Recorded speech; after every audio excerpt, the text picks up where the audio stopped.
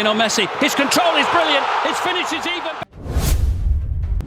2026 FIFA বিশ্বকাপে Cape ভার্দের বিপক্ষে আর্জেন্টিনার জয়ের পর নিজের আলোচিত ভবিষ্যৎবাণী ভুল প্রমাণিত হওয়ায় ঘানার আলোচিত আধ্যাত্মিক সাধক বা জুজু ম্যান নানা কুয়াকো বোনসাম নতুন আখ্যা দিয়ে আবারও আলোচনায় এসেছেন।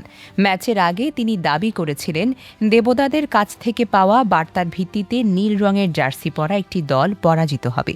অনেকেই তার সেই বক্তব্যকে আর্জেন্টিনার হার বলে ব্যাখ্যা করেছেন। তবে মাঠের খেলায় আর্জেন্টিনা জয় তুলে নেওয়ায় তার ভবিষ্যৎবাণী ভুল বলে প্রমাণিত হয়। এরপর সামাজিক যোগাযোগ মাধ্যমে ছড়িয়ে পড়া এক বক্তব্যে নানা কুয়াকো বোনসাম বলেন, আপনারা সবাই আমাকে ভুল বুঝেছেন। দেবতারা আমাকে শুধু বলেছেন নীল রঙের পোশাকধারী দেশটি হেরে যাবে, কিন্তু তারা কখনোই স্পষ্ট করেনি সেটি আর্জেন্টিনা নাকি কেপ ভার্দে।